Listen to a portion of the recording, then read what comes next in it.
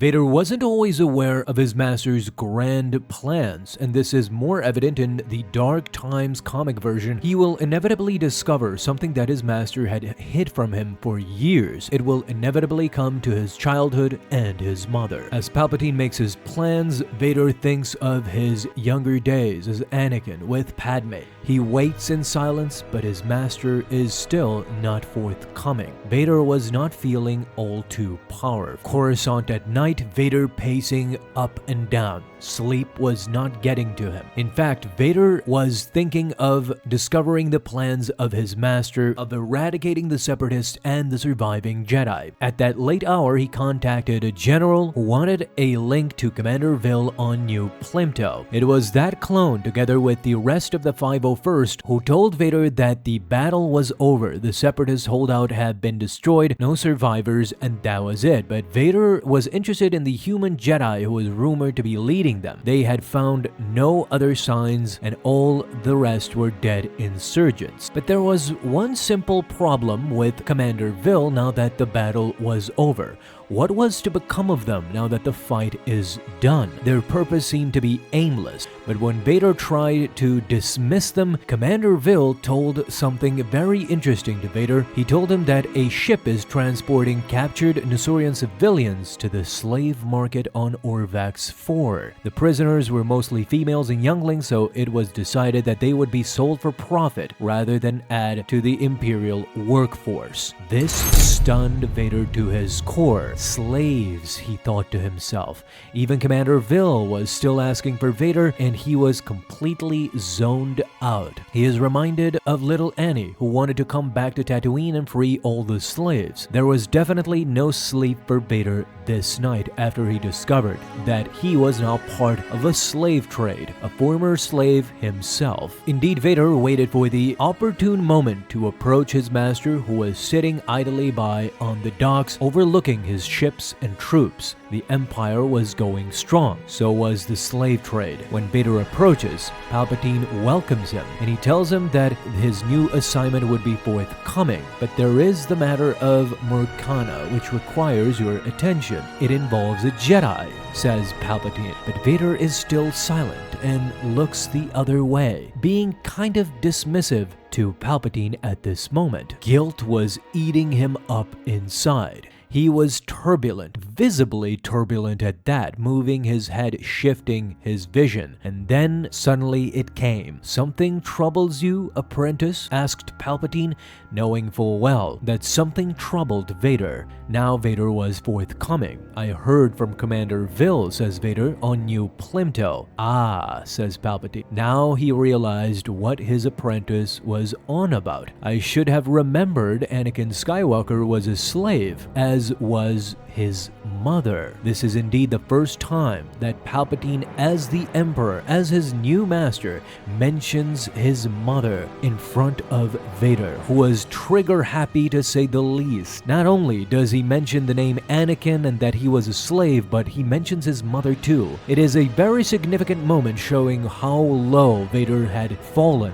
"My apologies, Lord Vader," says Palpatine. "I should have explained the current situation sooner." Vader couldn't do anything but stand idly by and listen to his master drone on and on about slavery, about how we can excuse it. But I mentioned earlier that he had fallen so low that if anybody else had the gall to mention his dead mother and that he, as Anakin, was a slave together with his mother, his head would be sliced clean off. You see the power dynamic in this comic very apparently, that Vader could do nothing but stand and listen to his new master. And that's exactly what Darth Sidious does. He explains that slavery exists in the lawless reaches of the Outer Rim. The trading of individual lives and freedom for personal gain must end, and it will in time. But what the Empire is doing on New Plimto and elsewhere is different. Palpatine concludes that it is a merciful alternative to what would otherwise be necessary,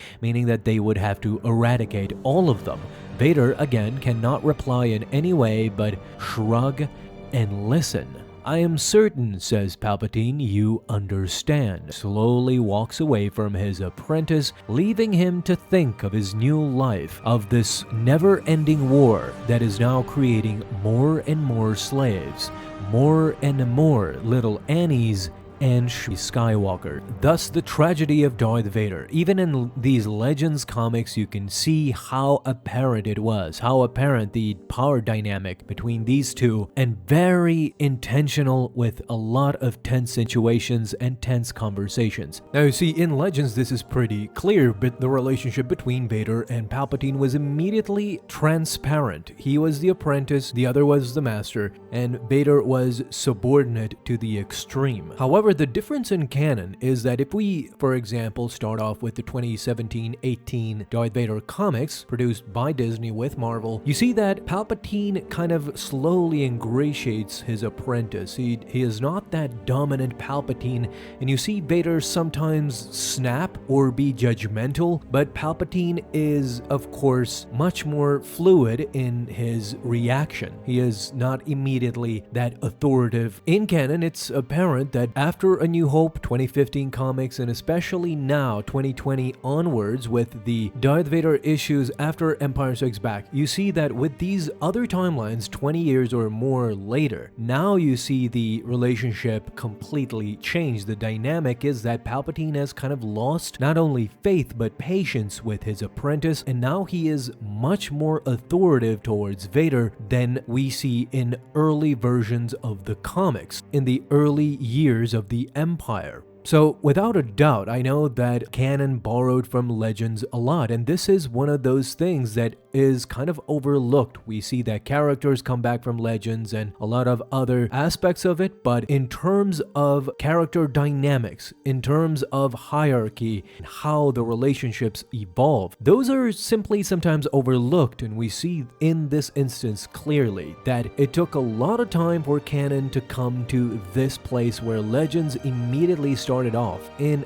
every Legends comic, the writers back then knew immediately what the relationship was. It was a master-apprentice relationship. Not that in canon it is not officially, but again, the dynamic, the conversations, everything in between is kind of read in that manner. I at least see it that way. Those old writers with the Legends comics knew perfectly well that Vader couldn't budge and couldn't say a word against Palpatine, not even talk back to him. You see in this comic more specifically that Vader would shut up, would not even reply, even if he offended his mother. Vader would not have the courage to talk back. So let me know, what do you think more specifically in the comments?